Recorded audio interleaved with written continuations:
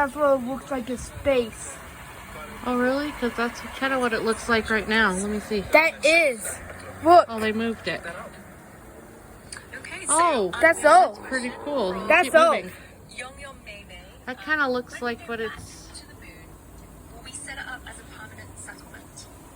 Yeah, so we are looking at establishing a lunar base on the moon, you know, having more permanent or semi-permanent architecture that we can... like, since we've been out here, it's totally almost gone now. Long-duration rovers and Yeah. things like that. So yes, it's definitely something that NASA is working towards. Just let them listen to. Okay, so our next question Just let them is listen to on it. on Twitter. They ask, is a lunar mission launch possible during a lunar eclipse? It's like during almost the launch, gone was now. in orbit and maneuvering to get into the lunar orbit. I don't see a reason why not. Yeah. I mean, I think communication with Earth is one of the most important things, and good conditions to launch on Earth.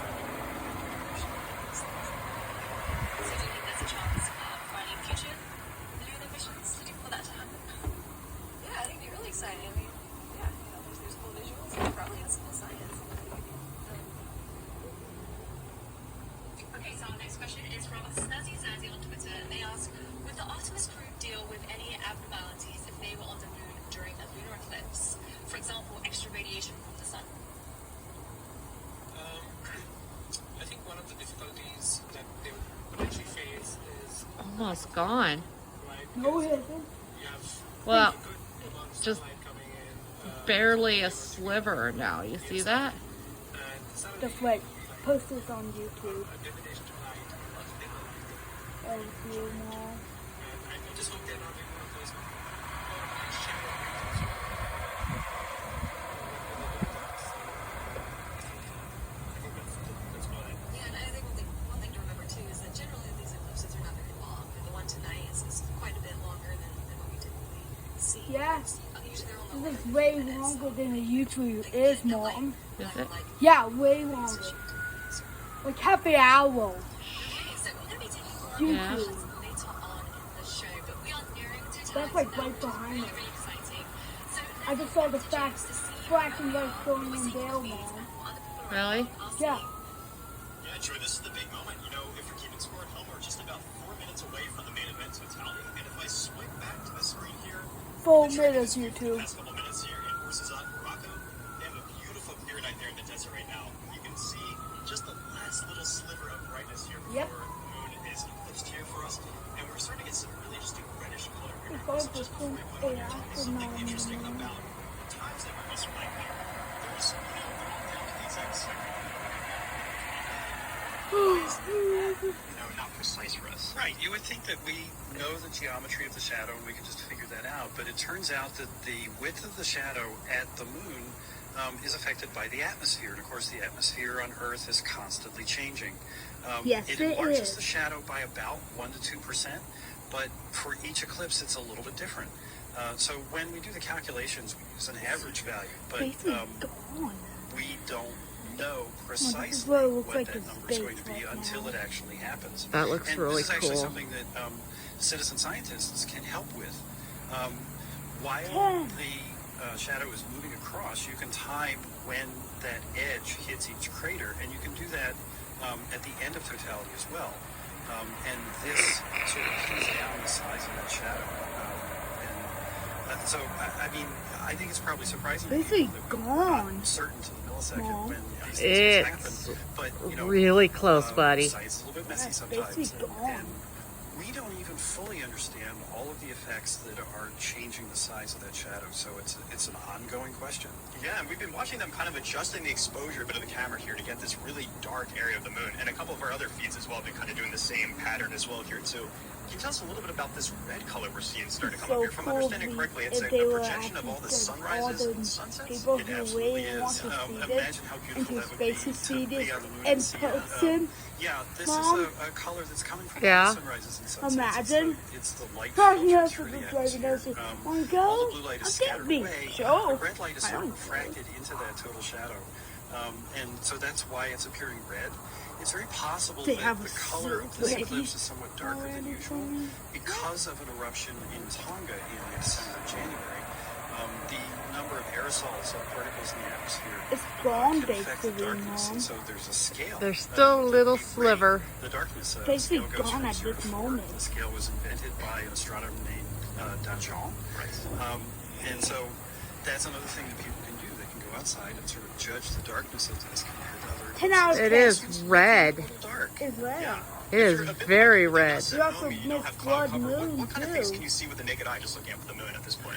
Right. I think even with the naked eye, you can distinguish the dark parts of the moon from the brighter parts. So funny. Yeah, you can actually. I could totally see the darker parts. Where lava is No, if I had infilled It's with gone. depressions. So this No, is if I had a Tranquility, telescope. where Apollo 11 landed. Well, Oh, that'd be really cool, huh?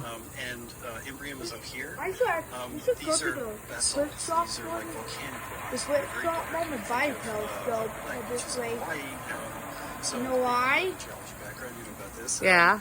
And Why? then That- the isn't that lighter why parts are the hill? highlands, and these are older. They're more heavily Oh cratered. my But they're god! not filled with lava. And so Well, honey. that's something you can notice I'm right like away this just with the if we naked had eye. it. And looking at my watch right now, it is 11:29 here on the East Coast. This is the moment we've all been waiting for. Totality here. There's just that last little bit of sliver of light here, so we're just going to sit back and watch this moment happen. Wish we could be doing this from outside here in the Rock and Roll Water. Would be really nice, but you know, this is still an incredible view here from Horizon. Well, and one of the things that you'll notice, I mean, this bright part is just because This of the is- difference this is in the only exposure. area So where you this can part of see the this, moon right Mom. here is shadow, and that's where it's darker. So throughout totality, you're going to see this sort of gradient from one side to the other. And so if you're at home, you know, this is the moment to run outside. Keep us in your back pocket, listening on your headphones as you run out there to take some pictures for some play-by-play. But what are some tips for this moment? You kind of went over some earlier here, but you know, this is the moment to take a picture and share with us wherever you're watching this. Right. Well, and the lovely thing about That's what it looks like last right now. So It this is not totally just red in my outside, camera. It's an outdoor It's activity. totally red, You bring too. a lawn chair and you kind of sit back and you think about the fact that we're in the Earth's shadow every night.